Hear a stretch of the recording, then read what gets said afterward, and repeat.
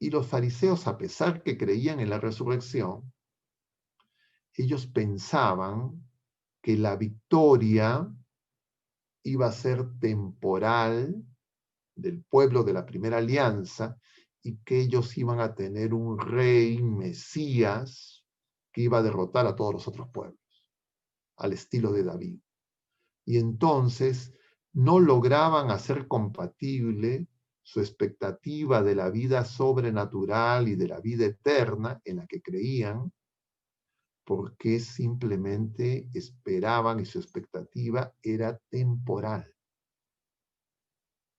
porque les resultaba incomprensible una justicia que no se complete y alcance vinculada al cumplimiento de la ley. Porque en su teología el esquema era, si tú cumples la ley, todo tiene que ir bien. Y si no nos va bien es porque no cumplimos la ley. Entonces tenemos que insistir para que todos cumplan la ley, porque de esa manera entonces sí nos va a ir bien. En otras palabras, era un rigorismo moral. Dicho en términos actuales sería, si desaparece el pecado, vamos a salvarnos. Es decir, si todos nos portamos bien, vamos a ir al cielo. Y Jesucristo lo que nos dice es que nosotros somos salvados y participamos de la vida nueva, de la vida eterna, por gracia.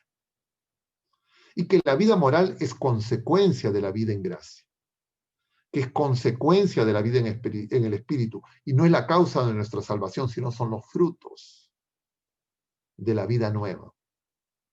Es decir, es la manifestación de que nosotros estamos viviendo conforme a los mandamientos y que Jesucristo y el Espíritu Santo y el Padre habitan en nosotros y nosotros podemos ser testigos. Ese punto me parece que es muy importante porque esa misma confusión existe ahora. Y existe por eso muchos grupos, muchas sectas dentro del cristianismo, especialmente dentro de los, diríamos, seguidores de Lutero, que plantean temas como este pare de sufrir. Es decir, que si nosotros seguimos a Jesucristo nos tiene que ir todo bien en la vida presente. Y entonces es un negacionismo. E inclusive en esa comprensión, la muerte precoz, la muerte de los inocentes resulta incomprensible, igual que en el pueblo de la primera alianza. Entonces no han incorporado la fe en Jesucristo, en el Jesucristo vivo y resucitado. Y eso se hace compatible con las visiones orientales que no conocen a Jesucristo y que no pueden entender el misterio revelado en Jesucristo que resuelve el enigma profundo de la existencia de los seres humanos. Por eso, queridos hermanos, la pregunta, ¿por qué murió Jesucristo si es la vida? Y finalmente, si esta vida presente, la vida contemporánea, es fin o es medio, que podría ser asociada a la pregunta, ¿la muerte es fin o es medio? Tienen que ver con la revelación en la persona de Jesucristo. Y Jesucristo nos responde, que es a la vez medio y a la vez es fin. Porque Él dice, soy camino, pero soy vida. Entonces no es o, sino es y. Y nosotros estamos llamados a testimoniar esa fe. Y por eso es que la Iglesia todos los años, al fin del año litúrgico, nos expone a esta realidad de los últimos tiempos, que es parte de la realidad que cada uno, por supuesto, vamos a tener que experimentar cuando llegue la hora, pero que en algún momento la humanidad toda también tendrá que enfrentar cuando llegue la hora, cuando sea la parucía, la segunda venida de nuestro Señor. Cabe mencionar, era algo que inicialmente creo que no estaba tan claro en que se debería comentar en un tema como este, pero dada la coyuntura presente y la circunstancia en la que nosotros estamos viviendo en nuestro país, cabe que nos demos cuenta cómo esa perturbación o ese daño a nuestra fe en mucho es promovido a través de las confrontaciones políticas, de la fractura política que no es simplemente accidental, sino es promovida e incentivada a nivel global como parte del reseteo, que ya hemos mencionado. Y es que cuando yo pongo mi esperanza no en Jesucristo, sino mi esperanza se acota, se limita y se reduce a esperar bienes temporales y sus mediaciones humanas a través de respuestas políticas, tecnológicas, económicas, sociológicas o de cualquier otro tipo, puedo yo tener una fe sin esperanza. Y una fe sin esperanza no puede producir las obras que el Señor espera.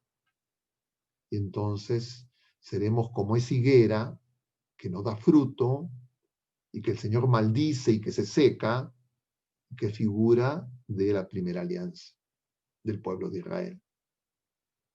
Y por eso es tan importante que nosotros meditemos y reflexionemos de lo que ocurrió en la primera alianza, porque nosotros también estamos sometidos a las mismas pruebas. Y justamente que tengamos presente qué implica el reino de los cielos o el reino de Dios. Porque el Señor nos va a decir y nosotros entendemos que el reino de Dios tiene tres acepciones. Uno que está cerca. Otro que está en nosotros, nos dice hoy día el Señor. Está en nosotros, pero también está entre nosotros. Y el reino de Dios no es igual a la iglesia. La iglesia peregrina no es igual al reino de Dios. La iglesia triunfante sí es el reino de Dios, porque en el cielo se hace plenamente la voluntad de Dios. Y el Señor reina. Y es lo que rezamos en el Padre Nuestro. Que se haga tu voluntad en la tierra, es decir, en la iglesia, como en el cielo. Y por eso es que nosotros tenemos que comprender que la única manera que el Señor reine socialmente es que reine en cada uno de nosotros. Nosotros tenemos dos opciones al final de nuestra vida. O pasamos al banquete de bodas, es decir, para establecer una relación esponsal, perpetua y eterna, o, por el contrario, no vemos el momento final como encuentro esponsal de comunión con Dios por la eternidad y simplemente lo que esperamos son cosas pasajeras. Es decir, no esperamos a Jesucristo. Y nosotros somos, como dice San Pedro, la iglesia, tenemos que dar razones de nuestra esperanza, de por qué solo en Jesucristo podemos encontrar respuesta. Y por eso es tan nocivo que en la cultura contemporánea a muchos pecados se les trate como si fueran problemas meramente organizativos, políticos, sociológicos, culturales, y que otros pecados se crea que no son pecados, sino que son normales. Porque si yo quito el pecado, quiere decir que yo no necesito de Jesucristo, porque Él viene a perdonar los pecados. Porque el pecado es el origen y lo que explica todo mal, todo dolor y todo sufrimiento. Y solo Dios puede perdonar los pecados. Y eso se cumple en Jesucristo y en su iglesia, que es la única que perdona los pecados, en el nombre de Jesucristo.